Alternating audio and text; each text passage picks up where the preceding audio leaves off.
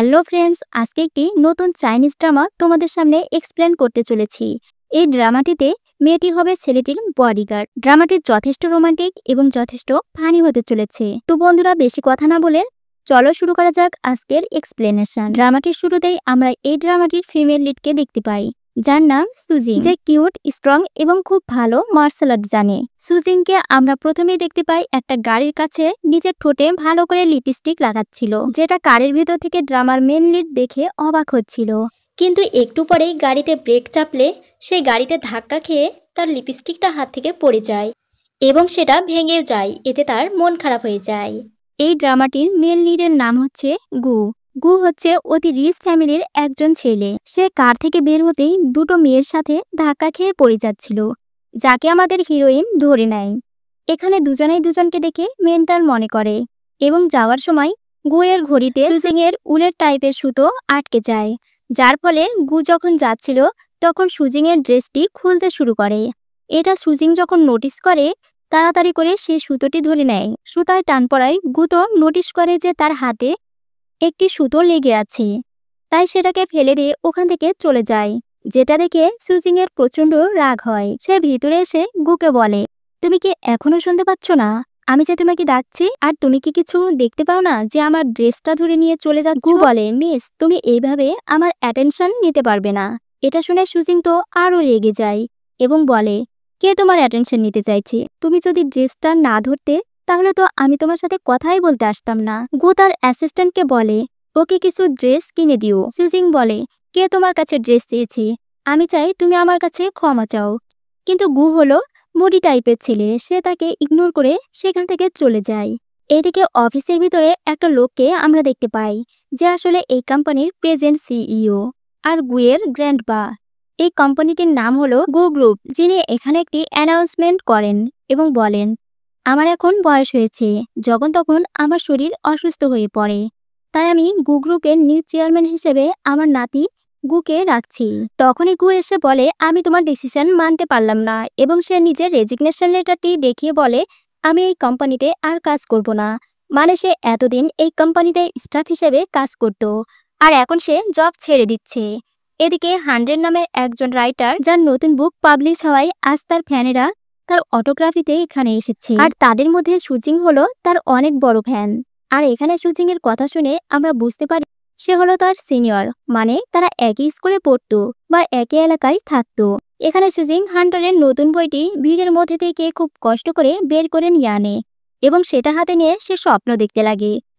সে স্বপ্নে এটা দেখছিল যে হান্টার তার বইয়ের উপরে অটোগ্রাফ করে দিচ্ছে, এবং সে স্বপ্নে এটাও দেখছিল যে হান্টার তাকে কিস করতে আসছিল। তার মানে হান্টার হলো সুজিং এর ক্রাশ। তার স্বপ্ন ভাঙতেই তার সাথে গুয়ের ধাক্কা লাগে, এতে করে বইটি তার হাত থেকে পড়ে যায়। তখন গুয়ের গ্র্যান্ডপার লোকজন গুকে ধরতে আসে, মানে তাকে এখান থেকে বেরোতে দিবে না। তাদের মধ্যে ছোঁয়াছুঁয়ি খেলা শুরু হলে এতে সুজিং এর বইটির লোকগুলোর পায়ে পায়ে মাটিতে লুটোপুটি খাচ্ছিল, যেটা দেখে সে প্রচন্ড রেগে যায় এবং সে বইটি হাতে নেওয়ার সেখানকার সবাইকে মেরে মাটিতে ফেলে দেয়। এটা দেখেও গু অবাক হয়ে যায়, কিন্তু এদের মধ্যে একজনকে সুজিং খুব জোরে নাকে মেরে দিয়েছিল, যার ফলে লোকটির নাক দিয়ে ব্লিডিং হচ্ছিল, আর ব্লাড দেখে সুজিং তো নিজেই অজ্ঞান হয়ে যায় এবং গু তাকে ধরে নেয়। এরপর তাকে হসপিটালে নিয়ে আনা হয়। গা থেকে চাদরটি একটু সরে যায়, গু চাদরটি নিয়ে তাকে ঢেকে দিতে যাচ্ছিল, কিন্তু তখনই সুজিং এর জ্ঞান ফিরে যায় এবং সে মনে করে সে হয়তো তার সাথে অসভ্যতামি কিছু করার চেষ্টা করছে। তাই সে কোনো কিছু না ভেবেই জোরে করে এক ঘুষি মেরে দেয়, যেটা গিয়ে লাগে গুয়ের অ্যাসিস্ট্যান্টের চোখের উপরে। এই সিনটি কিন্তু বেশ ফানি ছিল।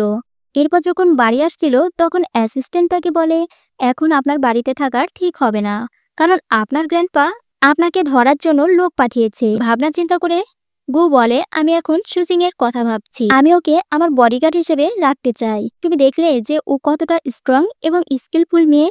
তার অ্যাসিস্ট্যান্টও তার কথাতে সায় দেয়। পরের দিন তারা দুজনেই অনেক কিছু ফলমূল নিয়ে সুজিং এর বাসার উদ্দেশ্যে রওনা দেয়। সুজিং এর বাসায় এসে দেখে তার বাবা মা দুটি ছেলেকে তাদের বাড়িতে থাকার জন্য জোর করছিল। আসলে ছেলে দুটি তাদের বাড়িতে পেন গেস্ট হিসেবে থাকতো, কিন্তু তাদের ব্যবহারের কারণে তারা প্রচন্ড বিরক্ত হয়ে বাড়ি ছেড়ে চলে যাচ্ছে। আর কেন যাচ্ছে সেটার কারণ আমরা একটু পরেই জানতে পারবো। কিন্তু সুজিং এর বাবা মা তাদেরকে কিছুতেই বাড়ি ছাড়তে দিতে চাইছিল না, কারণ ঘর ভাড়ার টাকা দিয়ে তাদের সংসার চলে।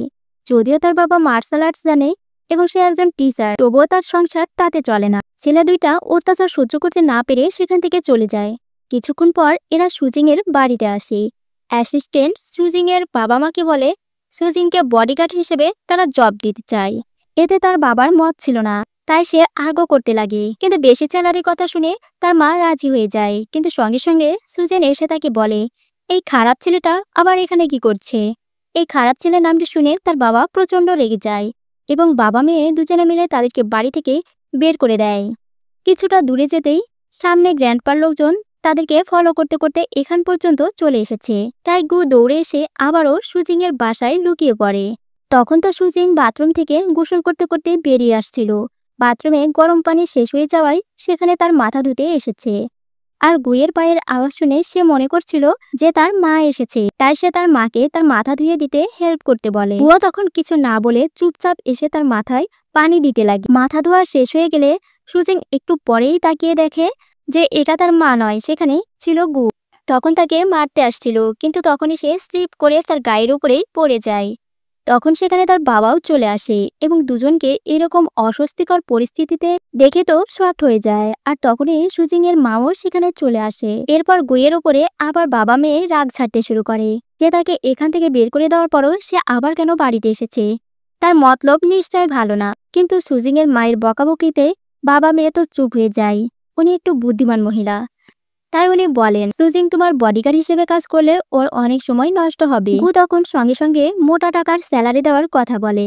আর এটা শুনে তো তার মা লোভে রাজি হয়ে যায়। কিন্তু তার বাবার তখনও মত ছিল না। তাই তিনি বাহানা করে বলেন, না মানে ও যদি বাইরে কাজ করতে চায় তাহলে বাড়ি ঢুকতে ঢুকতে অনেক রাত হয়ে যাবে। গু তখন সঙ্গে সঙ্গে বলে, তাহলে আমি এই বাড়িতে পেন গেস্ট হিসেবে থাকতে রাজি আছি। এরপর সে রুমগুলো দেখতে ভেতরে চলে যায়। আর এদিকে সুজিং এর মা তাদেরকে বলে, ও যদি আমাদেরকে মোটা টাকা দেয় তাহলে আমি ওকে এই বাড়িতে পেন গেস্ট হিসেবে থাকতে দিতে রাজি আছি, কারণ এই সংসার আমাকেই চালাতে হয়।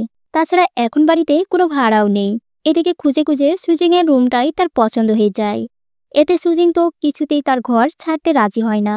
কিন্তু গু তখনও 10% বেশি টাকা দেওয়ার কথা বললে তার মা তো এতে রাজি হয়ে যায় এবং বলে, তাহলে তুমি কবে থেকে এই বাড়িতে থাকবে? সে সঙ্গে সঙ্গে বলে, আমি এখন থেকেই থাকবো। সুজিং তো আরও রেগে যায়, কিন্তু সে কিছুতেই বলতে পারে না। এরপর রেন্ট পে করতে গু সুজিং এর মাকে তার এটিএম কার্ড দেয়, বাট সেই কার্ডটি চলে না। এরপর তারা তখন আবারও আরেকটি কার্ড দেয়, কিন্তু সেই কার্ডটিও চলে না। তাই গু ভাবে তার গ্র্যান্ডপা হয়তো তার ব্যাংক অ্যাকাউন্টও ফ্রিজ করে দিয়েছে। তাই সে তার অ্যাসিস্ট্যান্টকে কল করতে যায়, কিন্তু সে তার কল রিসিভ করে না। এতে তো সুজিং আরো মনে মনে খুশি হচ্ছিল, কারণ রেন্ট পে না করতে পারলে তারা ঘরে থাকতে দেবে না। কিন্তু গু তখন তার নিজের এক্সপেন্সিভ ঘড়িটা তার মাকে রাখতে দেয়, এটা বলে যে সে কালকে অবশ্যই তার ঘরের রেন্ট পরিশোধ করে দিবে। এতেও তার মা রাজি হয়ে যায়। পরদিন সকালবেলা ভোর 5:30টার সময় ফুল সাউন্ডের টেপ রেকর্ডিং বাজছিল, যেখানে বলা হচ্ছিল, গুড মর্নিং, 5টা বেজে গেছে, সবাই ঘুম থেকে উঠে পড়ো। আর এই শব্দে গুয়ের ঘুম ভেঙে যায় এবং সকাল সকাল মুড অফ হয়ে যায়। নিচে সুজিং এক্সারসাইজ করছিল। গু এসে তাকে বলে, এত শব্দ করছো কেন? আমার তো ঘুমোতে অসুবিধা হচ্ছে। সুজিং বলে, এটা এক্সারসাইজ করার সময়, ঘুমানোর সময় নয়, আর এটাই এখানকার রুলস। গু বলে, কিসের রুলস? সে বলে, এই বাড়িতে থাকতে গেলে সবাইকে এই রুলস ফলো করে চলতে হবে। তার মানে আমরা এখন বুঝতে পারি আগে ওই দুটো ছেলে এই অত্যাচারের জন্যই বাড়ি ছেড়ে চলে গিয়েছে। এরপর তারা 3জন মিলে জগিং করতে গিয়েছিল। রুমে এসে গু তার অ্যাসিস্ট্যান্টকে কল করে। এবার তার অ্যাসিস্ট্যান্ট ফোন রিসিভ করে। প্রথমে অ্যাসিস্ট্যান্টকে একটু বকাবকি করে, কারণ কাল রাত্রে সে তার কল পিক করেনি এবং সে তাকে তার দরকারি জিনিসপত্র পাঠিয়ে দিতে বলে। কিছুক্ষণের মধ্যে বাড়িতে গুয়ের পার্সেল আসে আর তার মা সেটা পিক করে। ভেতরে আসার পর গু ওনাকে বলে, আপনি কোনো টেনশন করবেন না, আমি আজকেই সমস্ত রেন্ট পে করে দিব। কিন্তু সুজিংকে আমার সাথে ব্যাংকে যেতে হবে। সুজিং তো প্রথম যেতে রাজি ছিল না, তবে তার মায়ের ফোর্স করাতে সে যেতে রাজি হয়ে যায়। এরপর বাস স্ট্যান্ডে এসেও ঝগড়া করতে লাগে, কারণ গু বাসে করে যেতে রাজি হয় না। সে তাকে ক্যাব বুক করতে বলে, কিন্তু সুজিং এর কাছে টাকা না থাকায় সুজিং বাসে করেই তাকে নিয়ে যাবে। তখন তার কাছে তার বাবার কল আসে। উনি তাকে বলেন যে তার ব্যাগে সে একটা ছোট আঘাত করার মতো অস্ত্র রেখে দিয়েছে তার মেয়ের সেফটির জন্য। এরপর বাসে উঠে বেচারা ফার্স্ট টাইম বাসে মহিলাদের ধাক্কাধাক্কিতে অস্বস্তিতে পড়ে যায়। রিচ ফ্যামিলির ছেলে, বাসে চাপা তার অভ্যেস নেই। তাই সুজিংকেই তাকে গার্ড করে দাঁড়াতে হয়। বাস থেকে নেমে আমাদের কিউট হিরোইন সুজিং এর মাথায় গুকে নিয়ে অনেক রকম চিন্তা ভাবনা আসে। সে প্রথমে ভাবে এ তো আমার মাকে টাকার লোভ দেখে বাড়ির মধ্যে ঢুকে গেল, এখন তো আমার কাছেও টাকা নেই, কিন্তু আমি তো দেখতে খুব কিউট, তাই ও আমার সাথে কিছু খারাপ কিছু করার জন্য। এগুলো ভাবতে ভাবতেই সুজিং গুকে পেছন থেকে আঘাত করতে চায়, কিন্তু গু তার দিকে ফিরে তাকালে সে লজ্জায় অস্ত্রটি পেছনে লুকিয়ে ফেলে। কিছুক্ষণ পর তারা ব্যাংকের সামনে চলে আসে। গু তখন তার নিজের এটিএম কার্ডটি দিয়ে তাকে বলে এই টাকাগুলো তুমি তুলে নিয়ে আসো। তার সাথে সে তার পিন নাম্বারটিও দেয়, কিন্তু সুজিং বলে আমি কেন যাব, তোমার টাকা তুমি নিয়ে আনো। বাট সে তো তার বডিগার্ড, তাই তাকে বাধ্য হয়ে যেতেই হয়। এটিএম এর পিন নাম্বার মারতেই গুয়ের অ্যাকাউন্টে অনেক টাকা দেখতে পায়। তা দেখে তো সুজিং এর মাথা খারাপ হয়ে যায়। সে আবারও গুয়ের ব্যাপারে উল্টাপাল্টা ভাবতে শুরু করে যে ওর কাছে এত টাকা কি করে এলো। নিশ্চয়ই ও মেয়ে পাচারের ব্যবসা করে, ও 2 নম্বরে ব্যবসা করে বলেই ওর কাছে এত টাকা। আমার বাবা ঠিকই সন্দেহ করেছিল, আমি একে ছাড়বো না। আর এদিকে গু এখনো অব্দি দাঁড়িয়ে সুজিং এর জন্য ওয়েট করছিল। পেছন থেকেই সুজিং চুপি চুপি এসে তার বাবার দেওয়া অস্ত্রটি দিয়ে গুকে মারতে আসছিল। তখনই সে এদিকে ঘুরতেই তার কপালে চোট লেগে যায়, যার ফলে কপাল থেকে তার ব্লিডিং হতে লাগে। আর ব্লাড দেখা মাত্রই সুজিং তো আবারও অজ্ঞান হয়ে যায়। মাথাটা মাটিতে পড়ার আগেই গু তাকে বাঁচিয়ে নেয়। বন্ধুরা, এখানেই এই পার্টটি শেষ হয়ে যায়। পরবর্তী পার্টটি দেখতে আমাদের চ্যানেলটি সাবস্ক্রাইব করে সাথেই থাকো। ধন্যবাদ।